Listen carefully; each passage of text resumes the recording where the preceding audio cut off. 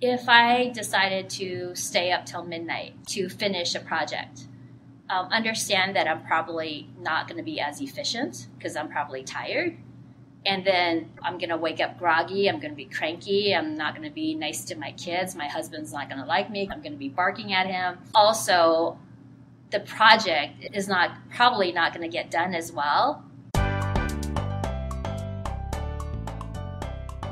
Welcome to the Wise Traditions Podcast, sponsored by the Weston A. Price Foundation for Wise Traditions in Food, Farming, and the Healing Arts. We are your source for scientific knowledge and traditional wisdom to help you achieve optimal health. I'm your host, Hilda Labrada Gore. This is episode number 26, and my guest today is Sandra Van Gilder, a physical therapist and trainer from California.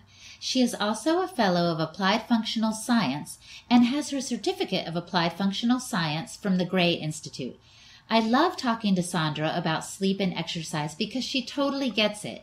She is just like us, busy, stressed, and wanting to balance the many demands on her time while maintaining good health for herself and her family. In today's episode, she dispels myths about sleep and exercise and gives us some practical advice for how to approach both. Wise Traditions is supported by Green Pasture Products, offering fermented cod liver oil, concentrated butter oil, and coconut oil in a variety of products and blends. Visit greenpastureproducts.com. And listeners like you, your support is invaluable. Donations of any size to the Weston A. Price Foundation will go far in keeping projects like this podcast going. Go to westonaprice.org, click on Get Involved, and then on Donate. Thank you so much. Now on to the conversation recorded at our Wise Traditions Conference last fall. Welcome. Hi, how are you? Good, how are you doing? Good, thank you, Hilda. I can tell at a glance that you've already gotten enough sleep last night. Yes, I didn't have my kids around, so it was really peaceful and nice. I think people in the health field often care about what they eat and they care about movement, but they shortchange themselves on sleep. Exactly, and that's one of the things I want to really stress is going to bed later worth it, and is really getting up in the morning extra early in the morning worth it, just so that you can squeeze in your hour of workout. Oh, interesting. Well, tell me, how did you end up even investigating these sorts of things? Well, I had a big wake-up call after I had my second child. We were in the midst of a remodel. We were trying to open up our third physical therapy clinic.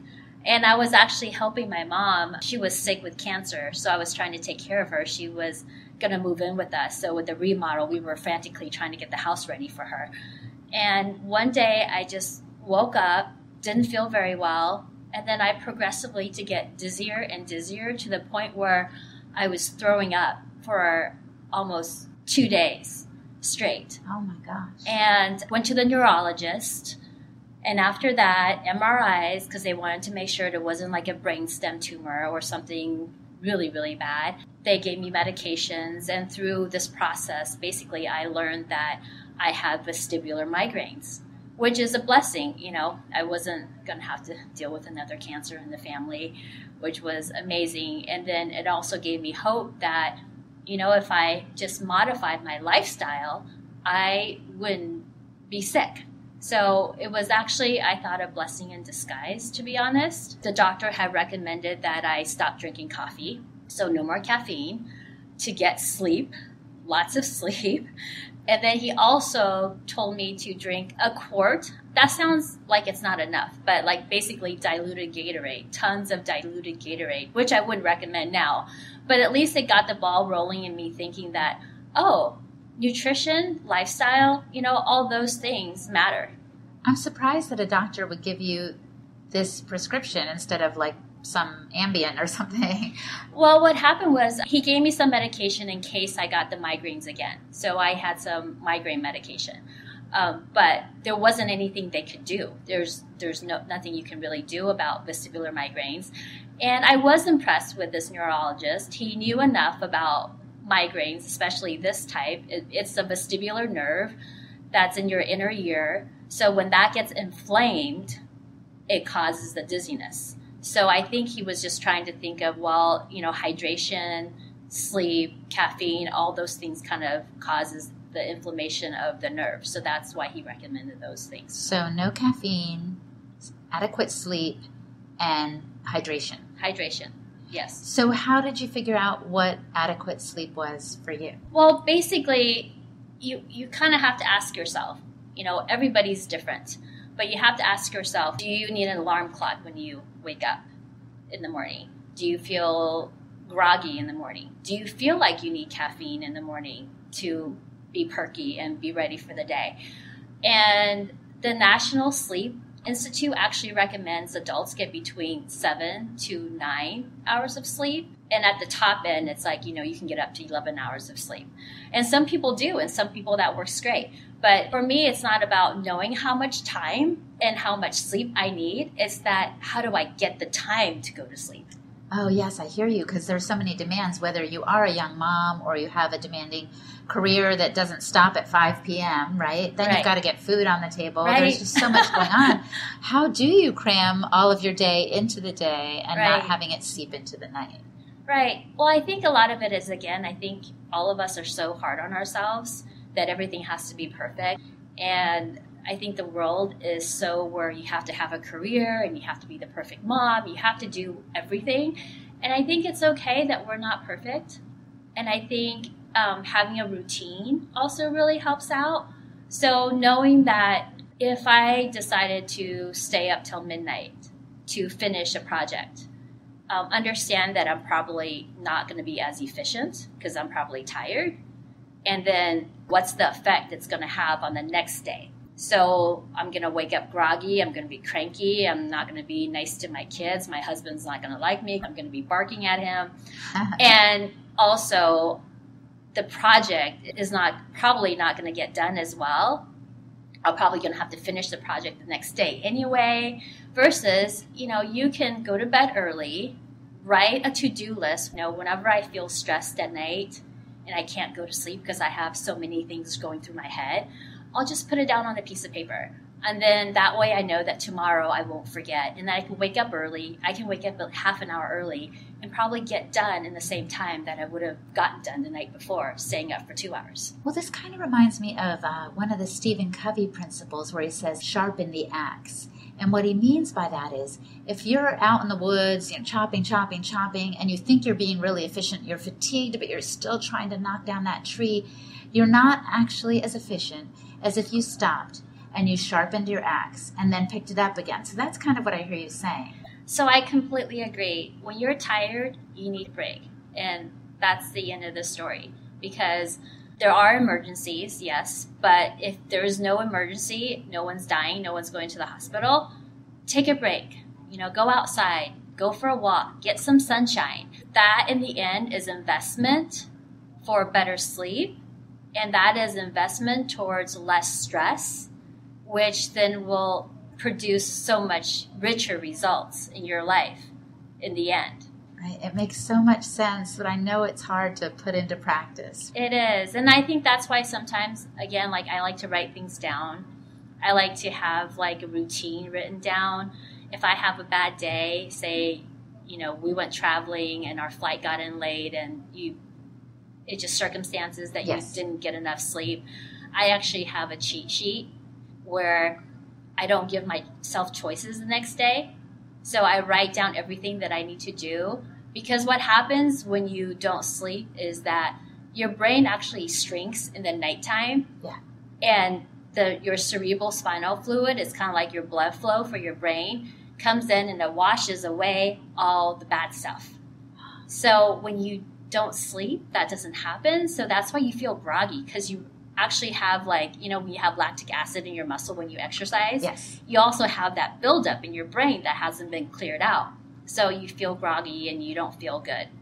Right. So when you don't get a good night's sleep the next day, it's so difficult to make those good decisions, whether that's exercise, nutrition, or being nice to your family, being patient.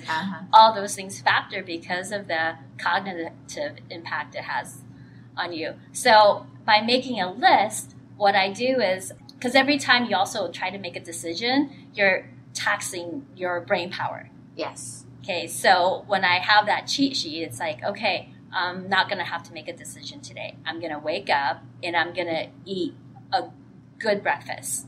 So, whether I usually have greens and healthy fats and a healthy protein.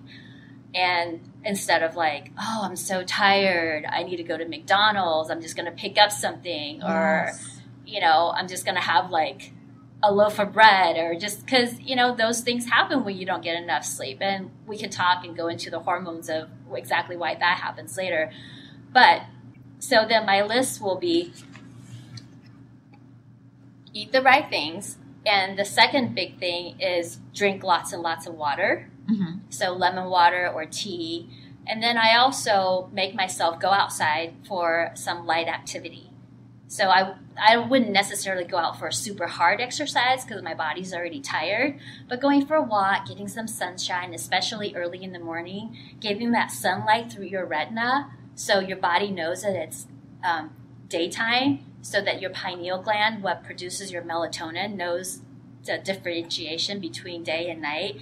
And getting that vitamin D, studies say that people that have vitamin D deficiencies don't get good sleep. They haven't figured out exactly why, but if you are vitamin D deficient, those people tend to not get sleep. So the cheat sheet, I see where it helps you because, like you said, if you are fatigued, you're going to make poor decisions, right? Exactly. You're going to be like, oh my gosh, I'm too tired. I'm just going to grab a donut, like you're saying, right? But if you have a cheat sheet that says, here are the choices you're going to make, maybe you do have a weekday cheat sheet and then a weekend one, or, is it kind of just generic, like you're saying, like get outside, eat a good breakfast? Is it like that? Exactly. So you just have those decisions that you normally would make, you put it on a piece of paper so that you read it, it reinforces what you have to do, so that you're not having to think, well, should I do this or should I do that? Well, this makes me think, this is a little aside, Sandra, but it makes me think about people who work the night shift or work very long hours.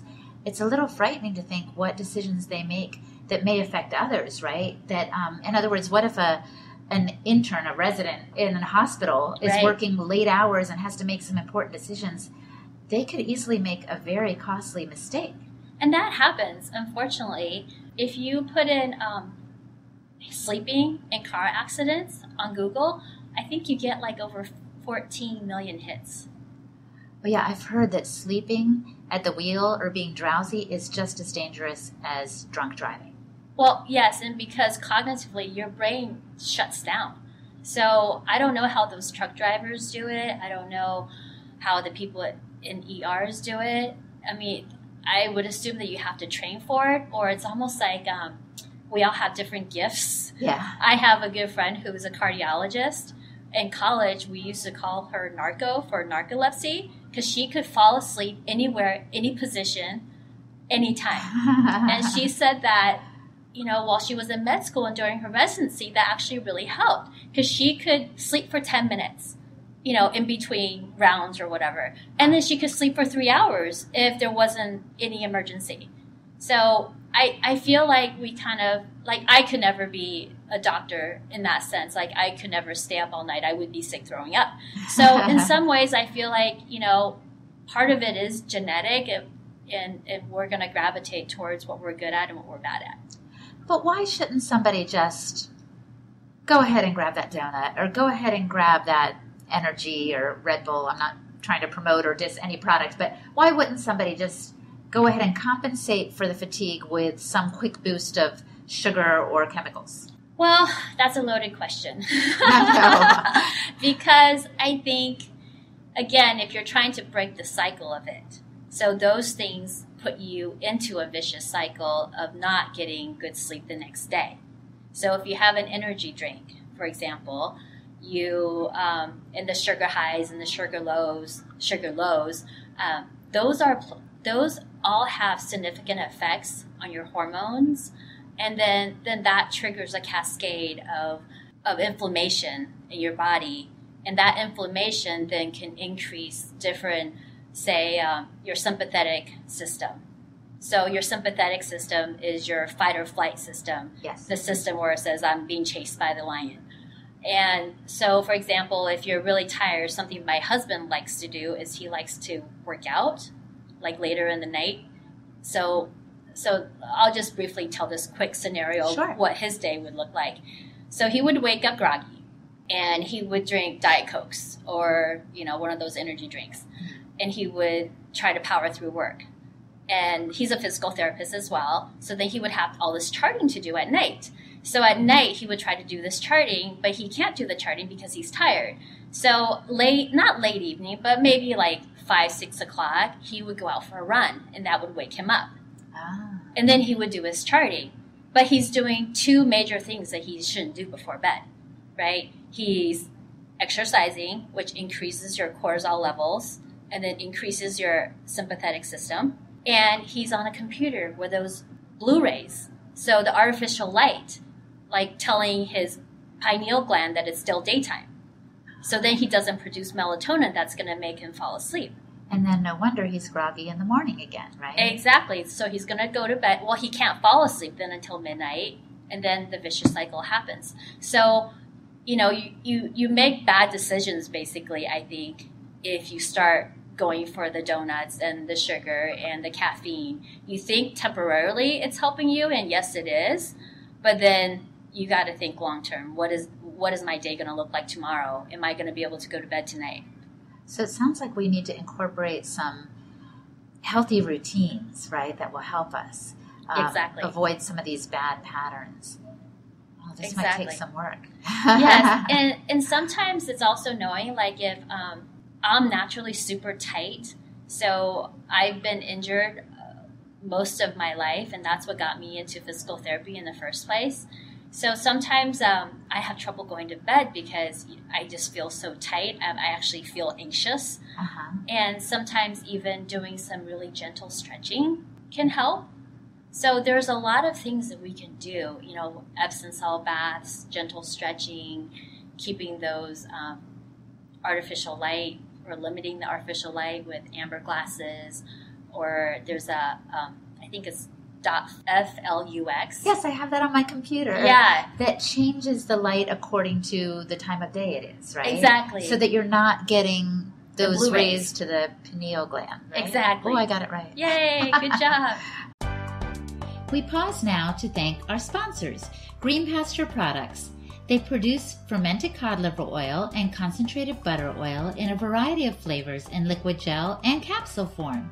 They also offer organic virgin coconut oil, virgin coconut ghee, and a complete oil blend that includes all of the nourishing oils. Lastly, they produce skincare balms and various byproducts that enrich the soil and feed of farm animals. Visit greenpastureproducts.com. And listeners like you, Char Hiller had this to say on iTunes. I listen to every podcast, even ones I didn't think I would be that interested in, and I cannot tell you how much I learned from each one. They are so informative, eye-opening, and a wonderful resource for anyone interested in improving their health, mind, and body. Thanks, Char Hiller. Your words really mean a lot to us. And now, back to the program. So we could talk more about the hormones. Explain to me, what part do they play in our level of fatigue or alertness? So basically, we run off our circadian rhythms. And our circadian rhythms run off the rotation of the Earth. But our circadian rhythms are also heavily influenced by light, activity, and our feeding schedule. So when we have meals. So that's kind of the basic premise. And light is so important because light influences our melatonin production. And melatonin is the major hormone that makes us sleepy to go to bed. But most people don't know is that melatonin is also a major antioxidant. So it helps to repair cells, and it also helps to facilitate apoptosis, which is cell death. So, for example, we have cancer cells in our bodies kind of all the time. So basically, a cancer cell is just a cell that somehow gets triggered so that it continues to grow and it doesn't stop. But something is wrong with it. So melatonin would come in, recognize that something is going haywire, and would basically have the cell programmed for cell death, apoptosis. So that's how you get rid of your cancer cells. So melatonin does that, And it also, along with another hormone called prolactin, triggers our immune system to produce white blood cells, T cells, and natural killer cells. So all those cells basically are super important in terms of protecting us from viruses and cancer. And melatonin, in addition to that, because of the way it works, so it helps to control our inflammation. And it also, what's the last thing that it does? I'll come back to it. But you can tell, like, it's really important to have melatonin. And so if we go to bed at 9 o'clock, our melatonin, for most people, that's when it starts to rise. And around midnight to 2 a.m. in the morning is when it peaks. And it's during those times that it does all those wonderful things that we just talked about. Okay. So when people go to bed too late, they're kind of shortchanging themselves from the benefits of melatonin. Is that right? Exactly. So when they go to bed too late, essentially is if you go to bed at midnight, you never had that ramp up of melatonin. And it needs that time to ramp up. It's not just this, you go to bed and boom, you open the floodgates and it happens. It doesn't happen that way. It slowly, gradually builds. I've heard about people just actually taking some form of melatonin. Is that okay, or what's your thought about that? Well, I think that's really up to your health practitioner, but I personally think that you have to be careful with that because melatonin is a hormone. And what happens is if you're taking melatonin through a pill form, what happens is you run the risk of your body thinking that you already have enough. So then you're basically going to tell the pineal gland that you have enough, so then the pineal gland won't produce your own melatonin. So your body produces less. Right. So then you become dependent on the artificial or the supplement melatonin. Yeah. And then we can also talk about, too, regarding hormones, something that has been in the research a lot lately is leptin and ghrelin. And those are kind of your hunger, satiating hormones. So when you don't sleep, you actually increase the production of ghrelin. Mm-hmm. And what that does is it makes you crave carbohydrates the next day. Oh, I think I've seen this in people. Yeah. And then, but if you do get sleep, there's increased levels of leptin, which then just basically helps to tell you that you're satiated. And then you are less likely to crave. This makes sense. When people are fatigued, it's almost like they keep eating, right, to kind of perk themselves up. And this is the hormonal reason for that. Is that what I hear you saying? Yes, it is. And then there's, and they keep doing that because they need the sugar rush to help them stay awake. But then they have the sugar crash because it's this insulin going up and down, up and down, up and down. And then they have to refuel themselves, every hour versus every 5-6 hours. So what would you recommend? Let's say I'm a person who's stuck in that cycle. What would you recommend would be a first step to getting out of that? Like, how can I try to go to bed earlier if I tend to stay up till midnight or 1? Well, that's where that little cheat sheet that I talked about.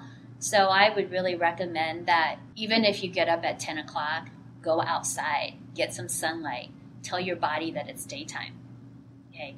And then eat lots of healthy fats because, so you're getting your vitamin D, but you're also eating lots of healthy fats, whether it's getting a supplemental cod liver oil or it's having extra egg yolks in your omelet. So something, or even liver. So because you need those healthy fats to help make the hormones and the melatonin at night, because we haven't talked about this, but those are you really need the fat-soluble vitamins to make hormones that we need. So that really impacts things as well.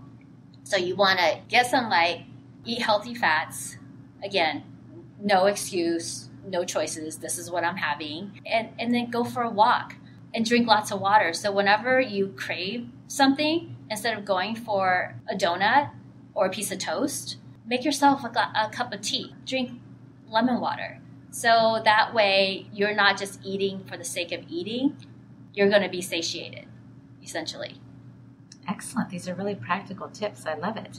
Thank you. Now I want to ask you a question. I'm going to challenge you a little bit because I keep reading different things about sleep and how long we should sleep, and even how long traditional people slept. Some people say they slept in short cycles. Other people say they go to sleep when the sun goes down and they get up when the sun comes up. What's your thinking about all that? We're getting a lot of different messages about sleep. Well, I think just like anything else that I'm going to talk about, whether it's sleep or exercise, I think you have to really trust your instincts and you have to make what works for you. Because for a long time, I was trying to eat every 3 hours because that was like what you were supposed to do if you were in the health and training world. You were supposed to snack and eat 6 times a day. And that got really not only complicated, but just it was a pain in the butt. Like with kids and family and working, like when was I going to work if I was always getting up trying to eat my snack? So I feel like sometimes you just have to be practical. Yes, all those things like matter, and it's nice that I have this study and that study for reference, but I think you have to do what works best for you. Just like the night worker, people working night shifts, they have to modify things. They don't have a choice. So we just do the best we can. Absolutely. Now let's get into the heart of the myths and truths about sleep and exercise. What are some myths we haven't addressed yet? I think we've done most of it. The only thing that I can think of that we haven't talked about is cortisol levels, which I only touched on. So cortisol levels is that stress hormone that we need actually. So it's been getting a lot of bad press. Cortisol is a stress hormone. We need to decrease cortisol. Well, cortisol is only bad if we have cortisol right before we go to bed, like my husband's example of exercising at night. But ideally, if you have everything, eating right, eating fats, getting your biorhythm, your circadian rhythm all set, you should be getting a peak of your cortisol levels in the morning. I don't know if you guys have kids or remember being a kid, but my younger daughter wakes up at 6 a.m. every morning, and she is ready to go like the Energizer Bunny. No alarm clock. No alarm clock, nothing. She is ready to go. So I feel like we should not wake up to the smell of coffee, but we should wake up to our cortisol levels. And so all these things kind of work in concert together. And now what about the myths and truths of exercise? So that is my true passion. When I was in college, I was always injured. I had sciatic pains. I had low back pains. I had bad knees. I had bad feet. I love running, which I know is not always good for me, but I couldn't run more than 5 miles without my knees swelling up like a grapefruit. And so I went to just about every physical therapist in the area. I went to UC San Diego, so I went to lots of different physical therapists in the area, including the one I was working for at the time. And nothing would help. So fast track to a few years later, I was in physical therapy school because I was, really determined to figure out my problems. For yourself and for others probably, but you were hurt. I was hurting, and you think, I was in my early 20s, and I shouldn't be walking around like I was 80 years old. And some friends had challenged me to run a half marathon. And by this point, I couldn't even run once around the track without my knees swelling up. People that have gotten hurt, I'm sure, have experienced this where, you get hurt. The typical recommendation is rest. Yes. And then you rest, and then you try to do whatever activity you're trying to do again, and you get hurt again. So you rest again. Yeah. And then every time you try to get back into it, it seems like you get injured a lot easier because your muscles are less strong from the rest. So it's kind of, again, another vicious cycle. Oh, yeah. And that's what I was into because, I went from 5 miles to 3 miles to 2 miles, and now I was down to literally once around the track. And luckily, a friend was interning at this clinic, and they had just been introduced to this new philosophy from the Gray Institute. So Dr. Gary Gray, who's been fighting conventional wisdom in the physical therapy realm for over 40 years now, had just spoken. And basically my friend was saying, well, you know what? I learned that it's better to take a whole body approach, and you just do these lunges and squats in these different directions. And I think, we can come up with a program that can help you. So basically, I stretched and strengthened with lunges and squats, not conventional ones. Okay. I wish this was a video because I would love to show it to you, but they're amazing. So 6 months later, I ran my first half marathon. No problem. No grapefruit swelling knees? No. And of course, I drank the Kool-Aid. And after that, I was just so passionate about trying to help others because so often we are told that we can't do an activity. And I always wonder, is it because we don't have the right tools? So I never think of like, oh, a patient comes in and complains and they have problems. I think I view them as potentials. So if I see you complaining that you have back pain, but I also see that, oh my gosh, your hips are really tight. Oh, you're not moving quite right. So once we figure out those things, those are all potential areas for improvement. And once we address those things, then your back pain probably will go away. So it's more of a whole body approach. It's a whole body approach, not just isolating. So if you have a low back pain, I'm just not massaging your back. So this is the first myth / fallacy. So when you have low back pain, most people will massage your back, yes, address the low back, address your pain, which is great. We do that too, right?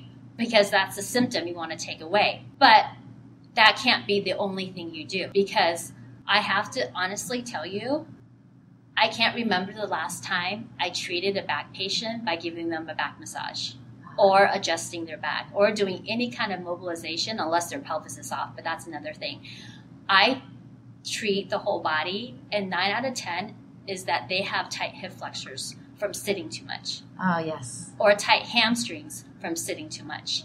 So if I can address what's going on in the hip and I can release those hip flexors, their back pain naturally goes away because those hip flexors attach to your vertebrae. And literally, when you get up from sitting and you feel stiff in your back, it's because those hip flexors have shortened and then they're pulling your lumbar spine forward. And then your lumbar muscles, your back muscles are trying to counteract that because you're trying to stand up. So they're doing a tug of war. And then it just depends on who's stronger. And then somebody wins and somebody loses, and all of a sudden you throw your back out. Right, something's got to give. Exactly. Well, Sandra, you're talking a lot about the body and how it functions as a whole. Can you tell me a little bit more about the anatomy and how we're built? Absolutely. So one of the major things that we have to look at that most people do is twisting. So most people think that twisting is bad, right? When you go to a back doctor, don't twist, don't rotate. But it's only because we're twisting from the wrong areas. So the low back from an anatomy standpoint is not designed to twist, but our hips and our upper backs are. So we have to start training our muscles to do that. And we do that again with the multi-directional lunges and squats. So again, we have to move in 3 planes of motion because our bones are round. So then muscles wrap around it. So if we only move forward and back, we're not tapping into the resources of what our muscles can do and stretch if we move side to side or if we rotate it. So it's kind of like when you have spandex. Yeah. And when you squat down, you feel like your pants are tighter around you. It's because it's lengthening, it's stretching.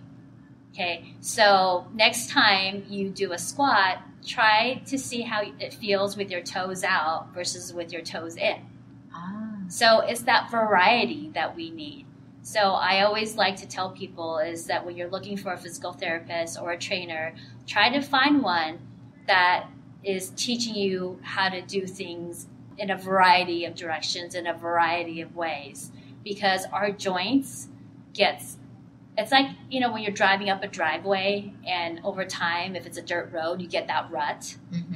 But if you move your car, you drive in all different directions, then what you do is you even out the forces for the joint, so then you don't wear out your joint. So the major thing is that variety improves the health of your joints and your muscles because now it's actually being utilized the way it's built. So this kind of sounds like a plug for dancing to me. Because dancing is not just walking back and forth, it's kind of moving and rotating, right? Absolutely. The only thing about dancing, though, is as an adult trying to get into dance, is that a lot of dance is, and Pilates as well, A lot of things are where you're lifting your leg up, because dancers have to lift their beautiful, graceful legs up, and that actually shortens your hip muscles, where for the average person, you really need those muscles to be lengthened. So it just depends on your goals. So I completely agree. I think like something like Zumba is actually really great because you're just shaking and moving in all different directions, and dancing is great, but just kind of, you have to listen to what your body is feeling, and you have to kind of train for your goal. So I don't think any exercise is good or bad. It just has to be in line with what you want to do and what your end goal is. Well, this was super informative. Thank you for coming out today, Sandra. Oh, you're welcome. Happy to be here.